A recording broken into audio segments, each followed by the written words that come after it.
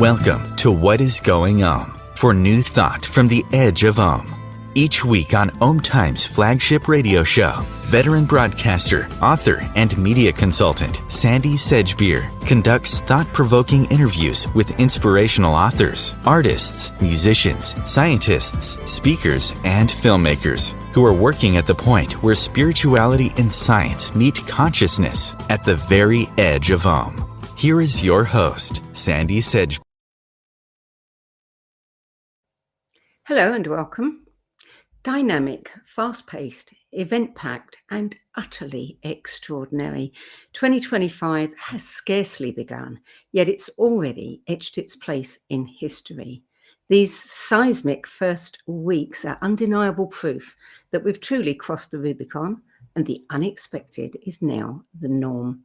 We're navigating uncharted territory where reality reshapes itself faster than ever, and in an era of profound transformation with no turning back. The big question is, what can we expect moving forward?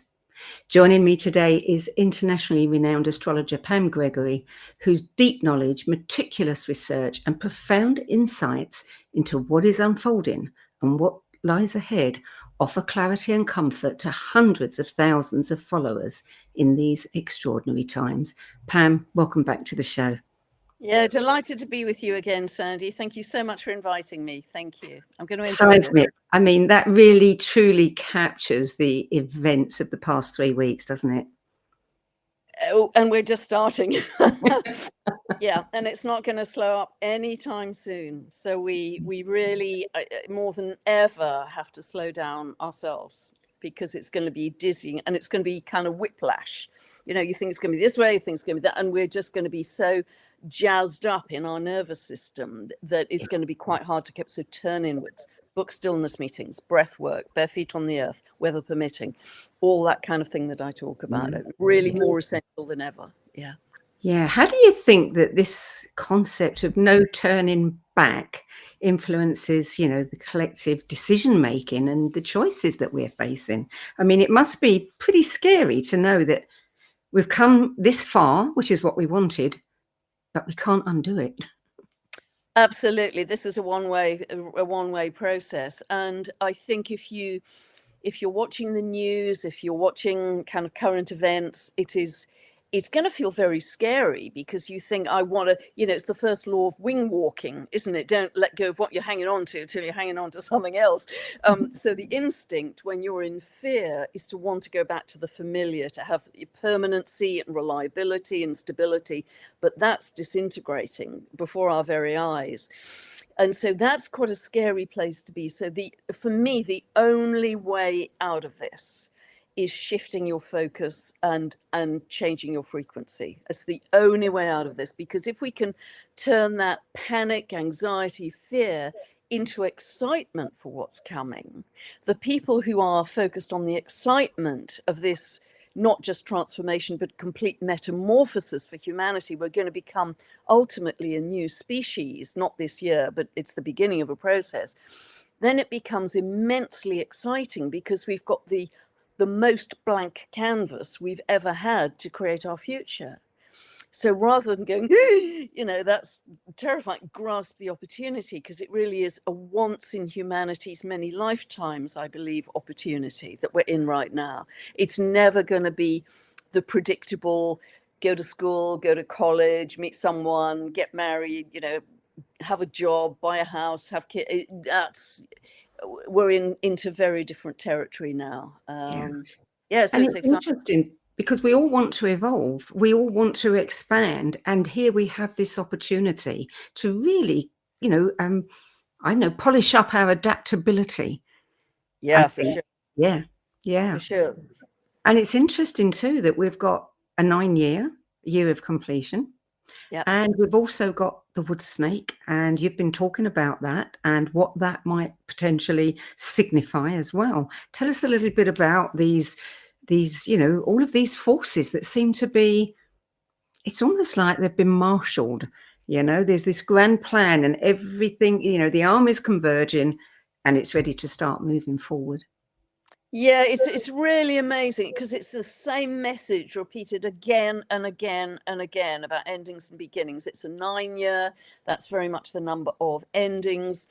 The wood snake, I don't know much about the wood element because I'm not familiar with Chinese astrology, but certainly the snake is a symbol of transformation because it sheds the skin and never takes back that old skin again. It's a whole new skin for it to move forward. So it's very much a symbol of transformation, and it's very much a symbol linked to Pluto, actually, and Pluto's incredibly powerful this year. And if you look at, we were just chatting about this before recording, if you look at huge cycles of time, like the end of the processional cycle or the end of the Kali Yuga cycle, we're dealing with 24,000 year cycles, we're dealing with 12,000 year cycles. There's so many major cycles, and you can bring it right down to, okay, let's look at the astrology of the moment. Well, in the next 15 months, all of the outer planets are changing sign, and you have to go back at least 300 years when that happened before, but there weren't the same number as we've got right now. So you've got all that, and if we can go to much smaller cycles like the 11-year sunspot cycle, we're at the peak of solar cycle 25. So everything is converging and peaking and ending and beginning in a kind of tumultuous symphony, if you like. And that can feel very destabilizing because it's almost like we're trying to build a new house while the old one on the same site is still being demolished. So it's messy, it's chaotic, but nevertheless, a whole new divine human, I think, is starting to emerge, and it's just the very beginning of it. And I've been talking to Richard Rudd about his beautiful analogy of the dragonfly, which is a complete metamorphosis, that this water nymph, which is a predator and lives underwater, just one afternoon decides it's going to climb up the stalk of grass and starts to emerge. And it's actually very interestingly, it's the hydraulic force of the water in its body that pumps up its wings. And within hours, the dragonfly then becomes a creature of the air and never, ever goes back underwater.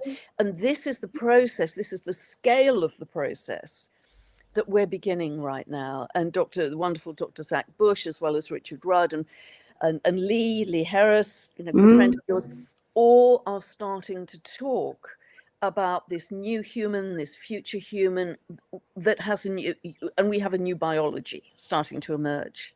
Yeah. And I can see it in the astrology too.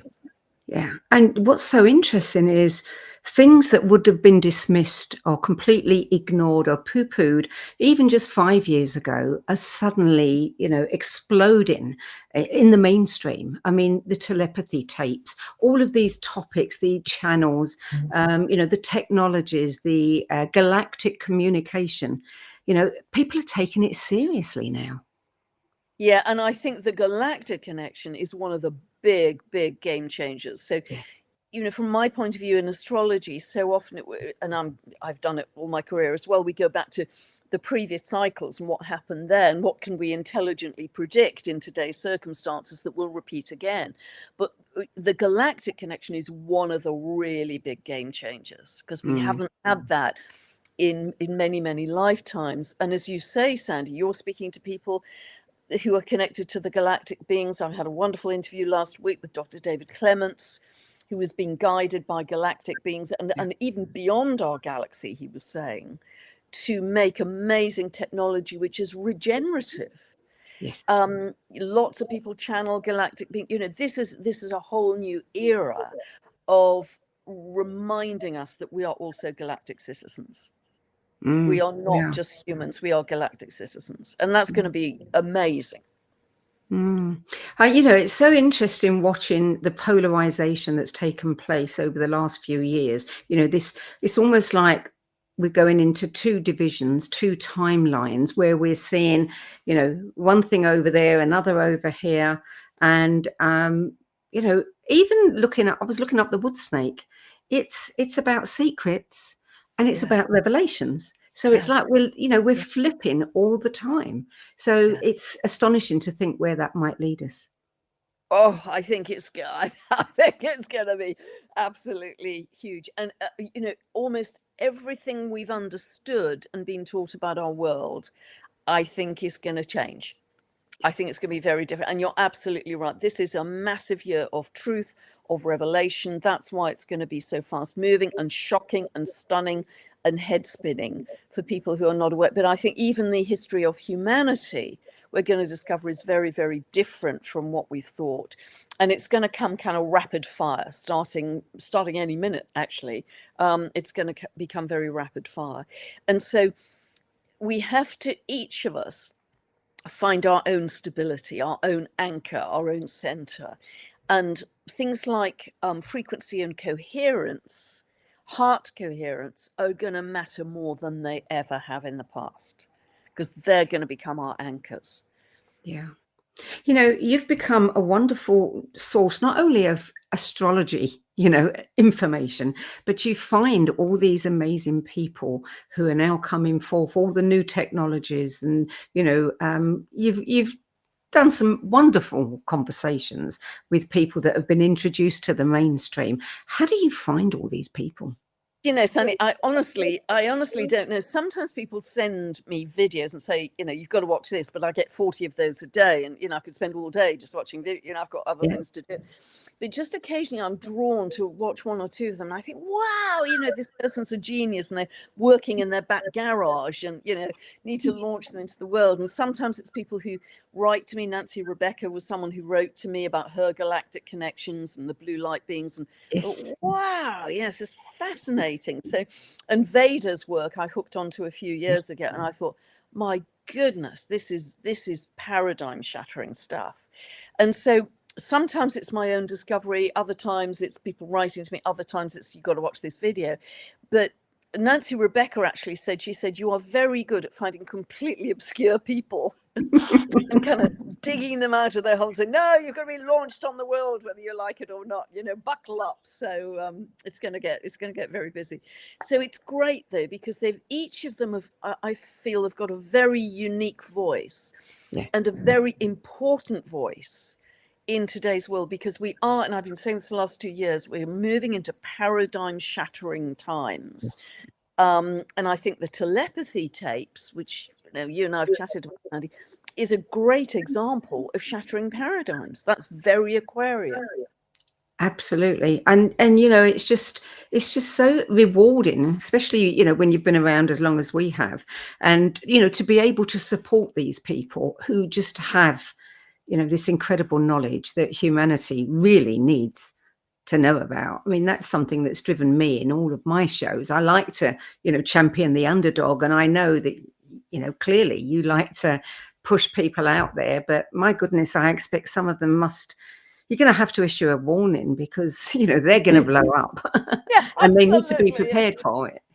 Yes, you're going to be awfully busy from this point on, no turning back. But I mean, the telepathy tapes are a beautiful example of the Aquarian energy, because the Aquarian energy is, the outsider, the one who doesn't fit, who can be quite cool or appear to be emotionally detached. They're kind of disregarded, on the periphery of society, often connected to youth, to young people, and often connected to genius. Yes. People who are bringing innovations or genius thinking into society. And what a great example the telepathy tapes were. Yes. For those people who haven't heard about them, this began, I think, with an American female child psychiatrist who was working with severely autistic, nonverbal young people, children and young people, and she was discovering their genius. And of course, she was struck off as a result. But a filmmaker became very interested in her work and produced the telepathy tapes, which I'd recommend to anyone. I think it's just in audio form at the moment, Sandy. It is just in audio form, and I think they're coming to the end of their current series, but they'll be back with another one soon. And what they are doing, I mean, they are, I don't know whether I should be telling this, but I know that Kai is working with Susie Miller, who's been talking to these kids for nigh on 30 years. And they're looking, at people are offering them funding to start special educational places, schools, whatever you want, I don't know what you want to call it. It's centres where these kids will be fully supported. And, I mean, they're genius. I've kind of been on the periphery of that area for a long time.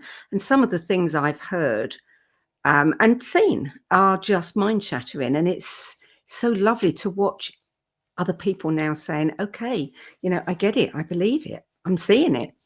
Yeah, these are our teachers, and they're Yes. calling them savants, wise Yes. beings. It was Yes. wonderful. And in that series, my favorite episode was actually the telepathic parrot, which just made me laugh so much. So it isn't just people.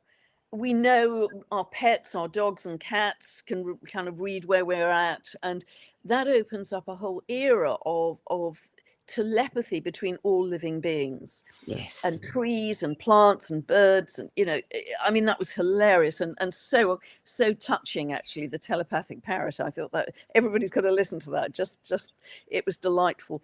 But it opens up a whole realm of we are one living consciousness. Yeah. And we just haven't fully realized.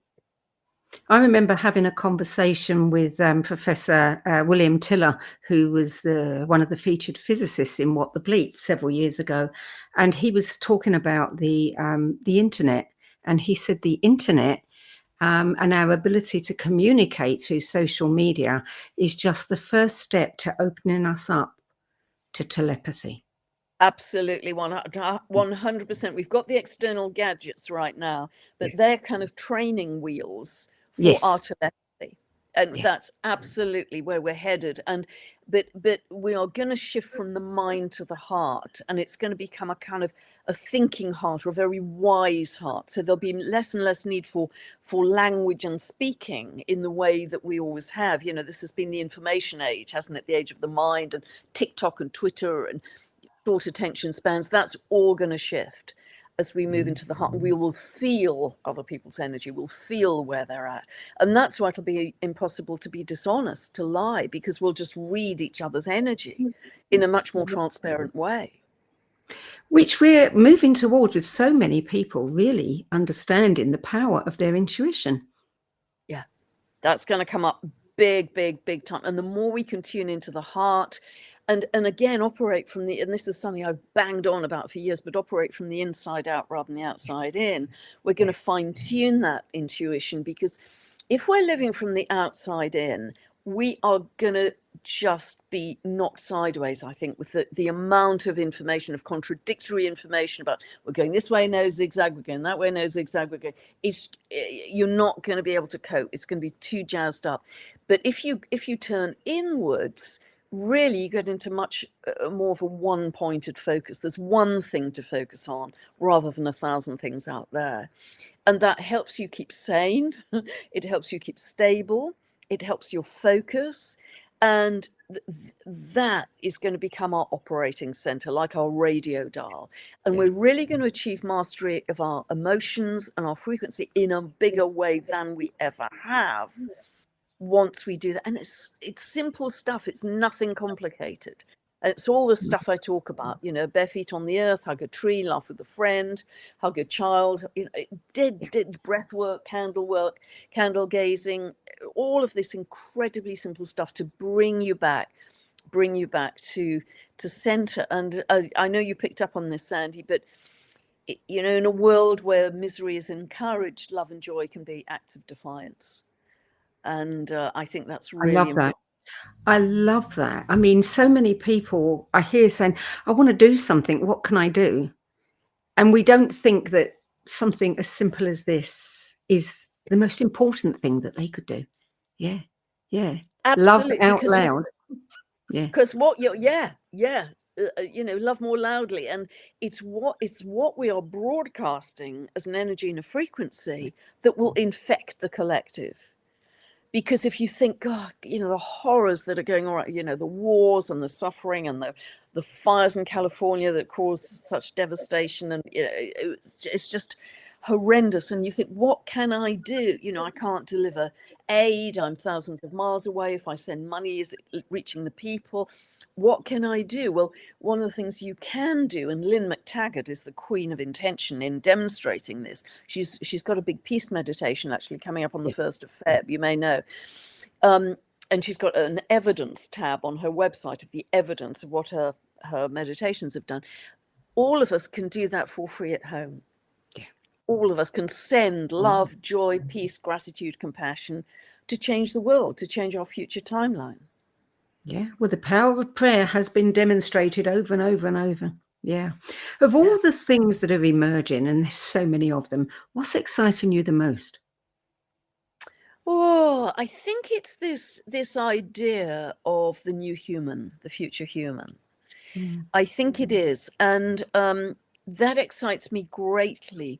Plus the solutions, the boggling solutions that principally young people are coming up with.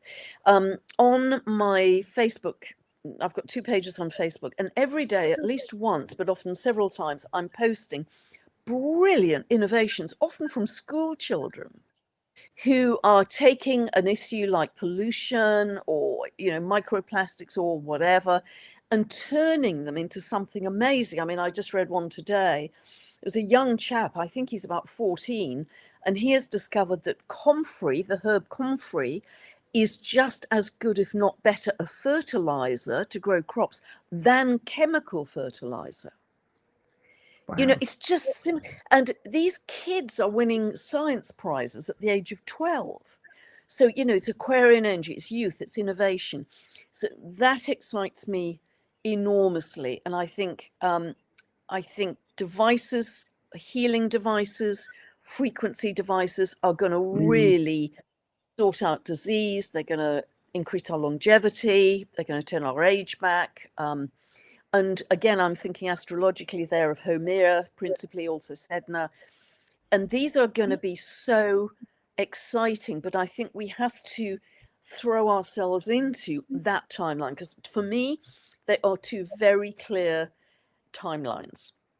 Yes. One is much more technological and synthetic, and the other is much more natural and organic. So one of them is about the latest Apple or Google virtual reality goggles and having a Neuralink and getting nanobots to go around your body and clear up any disease. You just have to take a pill to get all your nutrition, that kind of timeline.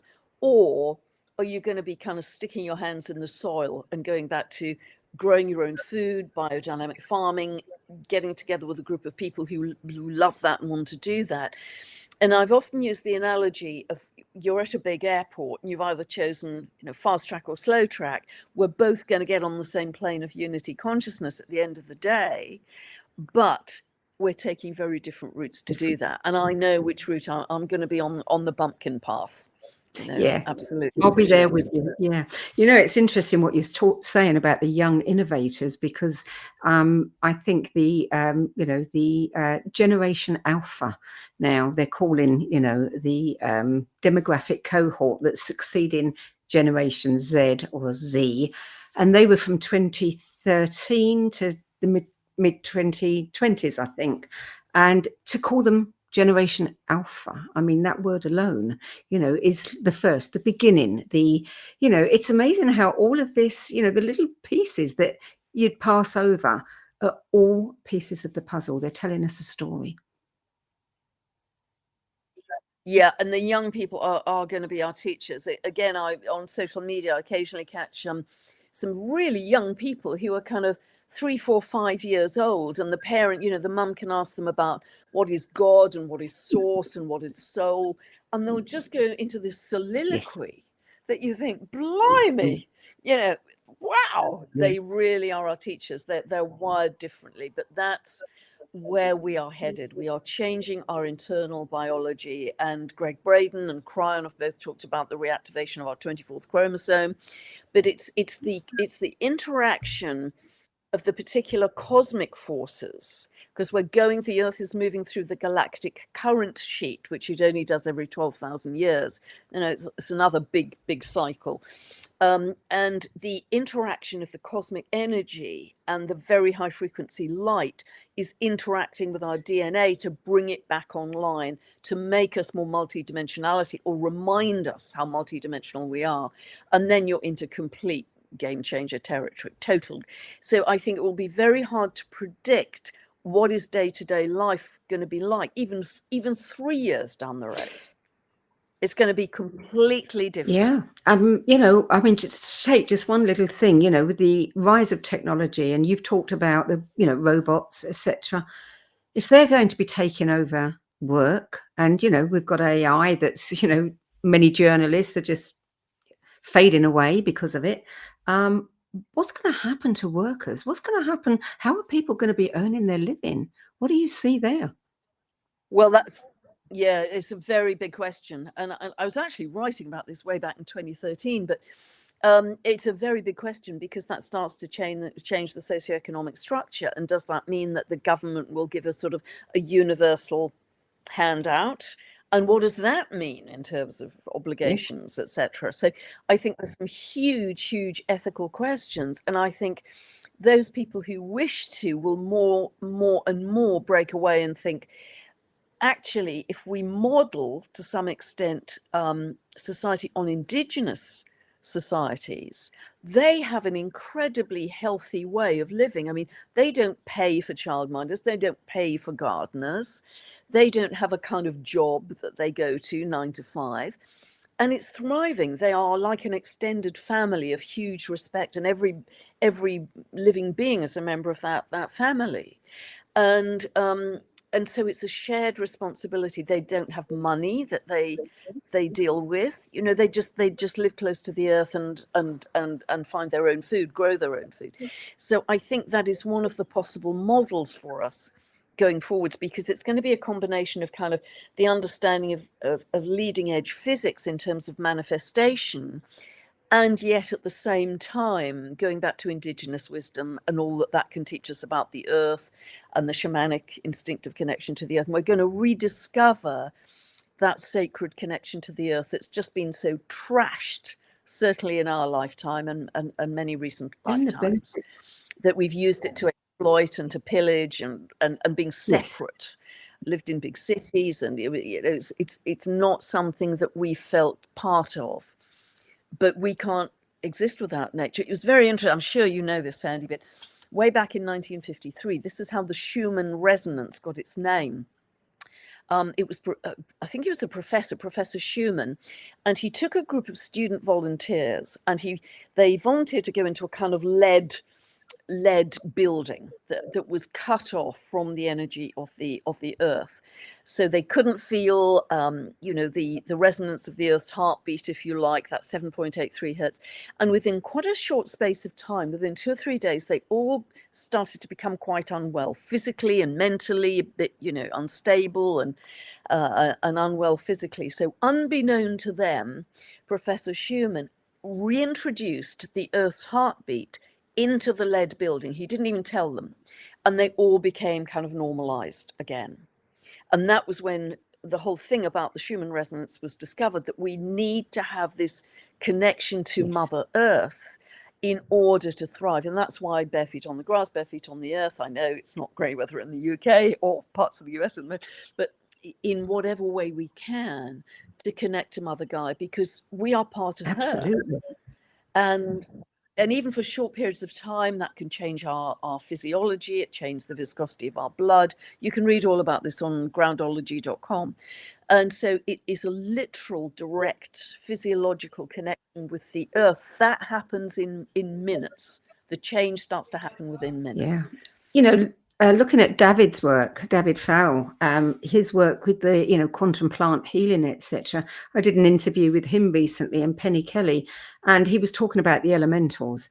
And, we forget that we are connected to everything. And I remember hearing some years ago that if you study places that go through a lot of, unrest, civil unrest, you will see something happening to the earth in that area, whether it's little, earthquakes or floods or things happening. The earth is interacting.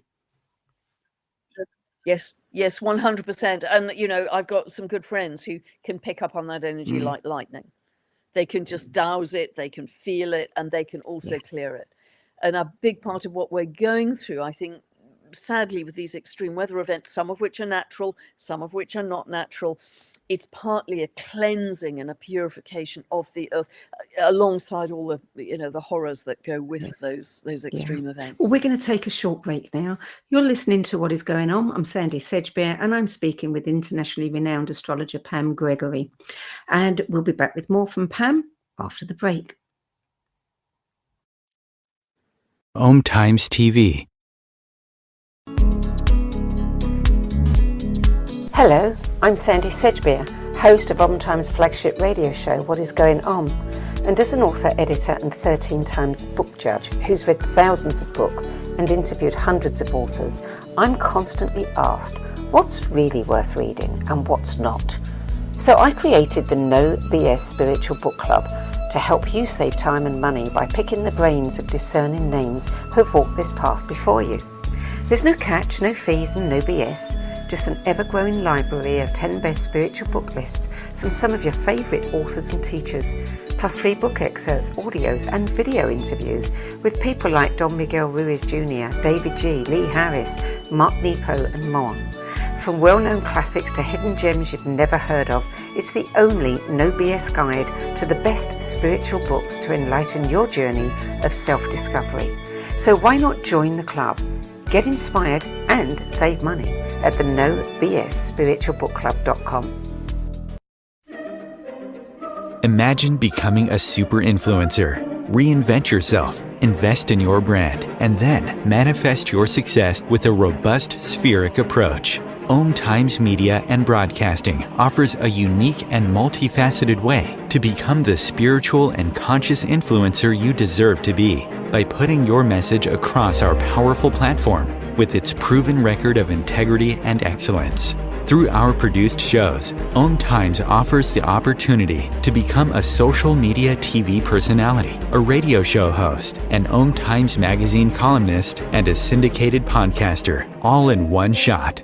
By live streaming your show on Om Times TV and broadcasting it across the extensive Om Times radio and TV networks, you become more than a host. You become an ambassador and a force for positive change. Om Times. Open yourself to the possibilities. Everything that we do, we can do in a contemplative manner. Through the art of contemplation, you can use the gene keys in a really powerful way. Gene Keys is basically the code book of life. In the Gene Keys, the book is made up of these three levels: shadows, gifts, and cities. And the journey is through those three levels, kind of unpicking of the shadow states, the releasing of the gifts, and then the embodying of this higher consciousness called the city. And the cities are very exalted words. And it's not like we kind of suddenly are all these exalted Christ-like beings, but we have flashes and illuminations along the journey. And the more we get stuck into the journey, the more illumination comes to us, because the more we're releasing the light from in these codes inside our DNA. So all those revelations are inside us. So the contemplative way is the inner way.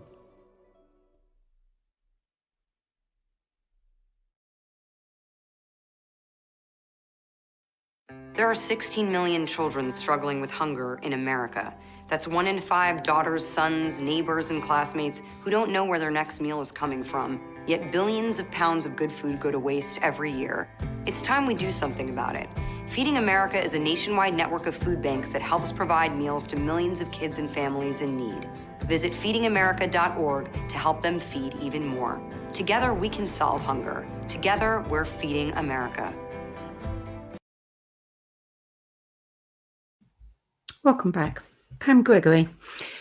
We know that astrology really is supporting our awakening, the expansion of consciousness, and the opportunity for us to really discover what it means to be human. What does it mean to you to be human? Wow. That's a great question, because that was one of my really big themes this year. You might be aware, Sandy, because I think we are going to be offered many, many, many choices, some micro, mini, some big, that really underlying those choices is, so what does it mean to be human? Because I think we're going to be offered some really cool, convenient, quantum jump ways to get to experience different dimensions, to experience multidimensionality in a way we've never done before. And that's going to be very attractive. It's going to be very seductive. But is that truly a natural and organic path for humanity's evolution? For me, and this is simply my personal choice, it's up to everybody what route they take. But for me, as I always say, I'm going to stick to my bumpkin path, because I know if I follow the natural and the organic, that is what nature intends for humanity's evolution, in my humble opinion. Other people may follow the quick fix, as it were, the convenient, and it will seem very exciting, and it will seem very accelerated, even beyond the people who haven't made that choice. And they'd be thinking, come on, guys, this is a no-brainer. Look at all you can experience with these very simple and accessible texts. So I think we have to come back to that. But for me, it is remaining natural and organic without any invasive technology. I think it's the invasive technology that I draw a line at, because we do have Neuralink now, a chip in the brain. In Sweden, certainly for the last couple of years, you can easily get a chip in your hand, which means you can buy your train ticket faster. Sweden is big on this, on microchipping. If you work for certain large companies, you have to have a chip in order to open the office door, operate the coffee machine, get into the loo, and it's an opening, to all of the elements in the building, and your computer as well. And so certain companies, as I understand it, are insisting on that as a condition of employment. I think I'm right in saying that, because Sweden are way ahead. And for me, I would have to say, do you know what? That wouldn't work for me. I'm not having the truth. So it's the invasive side, I think. Yes, we're going to be operating with AI, whether we like it or not. That's in our world right now. We know it is. The automatic voice being that you have to deal with on the phone with a utility company or whatever. But it's the invasive side where I say, no, I'm going to stay currently human. But of course, we are not, in my view, 100% human. We are hybrids. We are galactic hybrids, because we've been cross-pollinating with other galactic races for millennia. So, but the dividing line between human as we are now, as we understand it, and machine, for me, is the invasive side. I'm not going to go down that path. But everyone must make their own choices. But these are the big choices. These are, particularly from July onwards, they are going to come lickety-split, particularly from July onwards. Yeah. And on COVID. It's interesting because, what makes us human? I mean, we tend to think that, me, this personality, whatever skills I've got, etc., part of what makes me human. I look at AI and what AI can do, and as a writer, I'm shocked because it can write much better than I can. So now who am I? If I'm not going to be a writer, what else am I going to be? I mean, and many people will be facing this in different ways. So yeah, I mean, it really is. What does it mean to be human? I think it's the emotions. It's got to come in with the feelings and the emotions and the compassion and caring for one another. I think that's absolutely. Yeah, really good point, Sandy. It is. It's the heart. It's the heart. It's the heart and a sense of your own divinity and sacredness. Those two things are super important, the heart and your sense of divinity and sacredness. And I also think to some extent it's creativity. I think human creativity ultimately is always going to be ahead of the machine, as it were. I think of AI much more as a replicator rather than a creator. It's a cheat, isn't it? I mean, if I put something into AI, it's collecting everything everyone else has ever written and giving it to me and making me feel inferior. Correct. Yeah, correct. And I see my own stuff coming back at me, actually. It's quite funny. I've tried ChatGPT and I think, oh, I said that, Exactly. you know, the same phrases. Yeah, Everything. yeah. Bizarre. So yeah, the feelings, the compassion, the heart, and the sense of divinity, I think, can't be replicated with AI. Yeah. Just can't. Of all the themes that you've talked about in your broadcasts, what are the ones that concern you the most and also give you the most optimism? Yeah, great question. The one that concerns me the most, that isn't getting much airtime at the moment, is the increasing electrification of the Earth. It isn't just Wi-Fi, it isn't just smart devices, it's the fact we have thousands of satellites out there, an increasing number all the time. And apparently they have, you know, limited lifespan of a few years. And once they kind of die out, nobody goes around with a garbage truck and collects them. A very good guy to follow on this is the geophysicist Stephen Burns.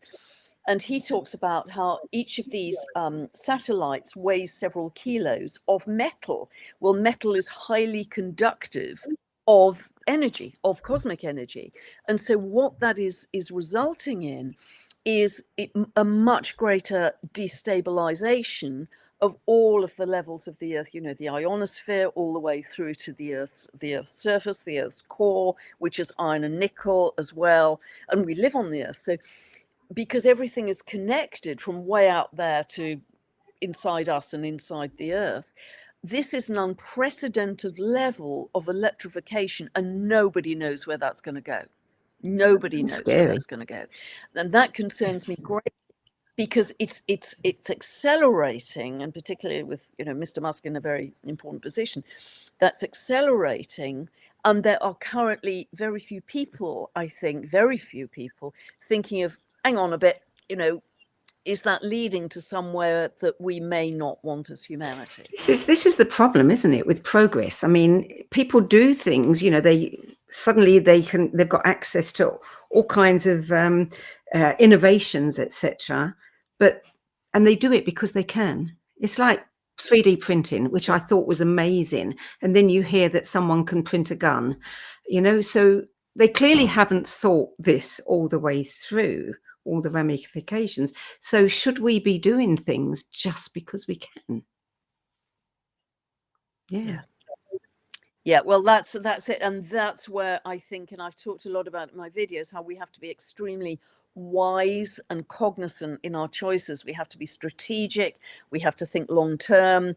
You know, if I do X, Y, Z, where is this going? Because I think it's going to be very easy to be seduced by novel technology. And that's the kind of micro decision. But you suddenly think, this has got me onto a pathway that, eek, you know, I'm on the wrong lane in the motorway now, as it were. So I think we just have to be very, very discerning and thoughtful, long, you know, like a chess player, in terms of the decisions and choices we make, particularly this year, because they're going to come so thick and fast. So knowing the astrology for this year, as you do, by the end of the year, what will we have seen? Whoa! Yeah, so we will have seen the increasing crumbling of the old order. And even if you feel it isn't looking that way on the news, the foundations, you know, it's not that game, is it called Junker, where you pull out the wooden blocks and eventually the whole thing. Jenker. It's a bit like that. So it appears to be, to some degree, more authoritative at a centralized level. The astrology is showing me that it's crumbling. These are old systems which no longer serve us, and the direction of travel is decentralized, because it has always been that way. When Pluto has moved into Aquarius, the power has begun to shift to the people. It's not handed to us. We have to work for it and earn it. But it is going to be much more grassroots, community-based, like-minded people coming together, forming groups, and coming together with a sense of sacredness, I want to say. And in these little pockets, which are emerging all over the world, you know, they're buying land, they're growing food, they're meditating together, they're seeing the Earth increasingly covered in a web of light. And they, in their quiet way, are creating miracles for our future timeline. And this is something that comes up a lot. You know, I have this free 15-minute meditation, which started on a Sunday evening, and people have asked, can we do it every night? Because there's so much suffering in the world, which we do. No Zoom links, no tech, no recordings, no nothing. You join energetically. I've got a video on my channel called Sunday Meditation, but it's actually every night now. So anybody can do it from anywhere, really. 15-minute meditation. And the experiences that people are having, they report back that they're kind of bounced out to the galaxy, and they can see this incredible web of light, which is getting stronger and brighter by the day. They're seeing thousands of tall, benevolent galactic beings joining us and cheering us on. And it's thrilling what people are experiencing in these meditations, which all of us, any of us, can do. And so it's that gives me tremendous hope. And at the moment, often these little pockets of like-minded people are not necessarily connecting with each other across the world. The meditations do it, but they're not connecting in any other way for obvious reasons. You know, they're staying quiet. But there will come a time very soon where they will connect like a web. Yeah. Like a web of light in a much more tangible way. And then we have a freedom movement. You know, then we have something very, very different. And that's what excites me. And also the fact our biology is starting to change, and this shift further into the light body. And this is going to take a little while. It's not all going to happen this year, but many people are already, and it's only January, starting to feel that. So by the end of the year, more people will feel that, more people will be psychically sensitive, more people will have pulled back from the 3D world and decided to put their knapsack on their back and go their own way, and connected to other like-minded people. More people will be meditating, more people will be sensitive to connecting with the earth and trees and animals of all kinds. So those are going to be it's a shift from outer to inner that I hope and believe we will see by the end of this year. And there's still a lot of work to be done, but this year is the kind of turbulent and chaotic year in a way, but the year of greatest promise, because we have got a pretty much blank canvas. We are creating with our thoughts, our emotions, and our choices our tomorrow in every moment. Every moment we are creating this. The canvas has never been more blank, because in the old days of our life, you know, we'd follow the predictable path. There's no predictable path now.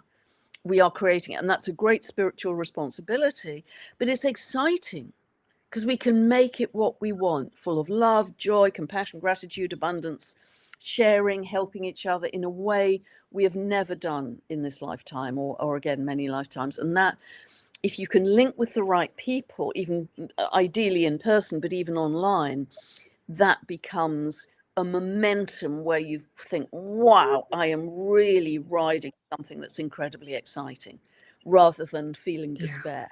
Were there any themes that you didn't have time to include in your broadcast on the themes for 2025? Wow, I'm sure some will emerge. I think we are certainly, and what I didn't emphasize enough probably is, I think we are going to discover way more about our cosmos, our galaxy, our cosmos, our universe, than we have ever known, which may knock all of my astrology into a cocked hat, frankly. But I'm open to that. You know, it's a paradigm shift. So I think we are going to discover way, way more about the out there than we have ever known. Yes, it's the galactic connection, but it's actually the way the reality of the cosmos, the reality of the universe is formed, the energy of that. And we're just starting with, you know, Dr. David Clement's work and other people's, Veda Austin's work. We're just getting a kind of glimmer of that. But I think that will radically change our view of the cosmos and how we create our reality in a huge way. And I probably didn't emphasize that enough, but that was a really good question, Zoe. Yeah. So you've talked about how, you know, you've given us some guidance and tips on how people can kind of find their stability through all of this. What can we take from the 9 year, the whole completion concept that could help us in wrapping up personal things that we need to let go of? Do you have any? Yeah, great question. I think stop giving life support to what is not for your greatest good. Stop giving life support. Stop watching the news. Stop going, isn't that horrific? Because that is food in the quantum realm. And that's true on the collective level. Whatever we give our attention to, we are feeding. We're enabling it to continue. So just, if that's not for our highest good, just stop it. And also look deeply into your own life and say, with this job, this home, this relationship, this friendship, if I'm absolutely honest, is that really helping me grow, or have I already outlived it? Is it already stale or routine, familiar? So it gives me a sense of security and stability, but actually it's a deadening routine or a deadening relationship or a deadening job. And be really brutally honest with yourself, because often as we close that old door, a myriad of opportunities pop up which we could never have imagined until we close the door. But we have to close the door to free up the energy to create the new with. So I think that's what I'd suggest to people, and be really brutal, have a quiet day where you look into yourself, look into all of the aspects of your life and say, what's working and I want to consolidate and grow, and what's really a done deal for me? What have I done to death and is no longer actually helping me? This kind of reevaluation has been a big theme in people's lives ever since COVID. We can look back on COVID now and we can see some of the benefits that we couldn't see at the time, but it has certainly been a demarcation point, and people have started reevaluating. Do I need, to have that second car? Do I need to earn as much? Would I be better off, doing something that I love? So that's interesting. One of the things that always fascinates me, Pam, is you do so much research, and you're doing this as service to the world, and you see all the possibilities that are to come, but it's not the same as actually watching what happens when they do come. For instance, you may have talked about fire, water issues, etc., and then you see something like what happened in LA. As an energetically sensitive person, which I know you are, how does that sit? Because you're carrying the thought of what might happen, and then you're feeling the reality of it.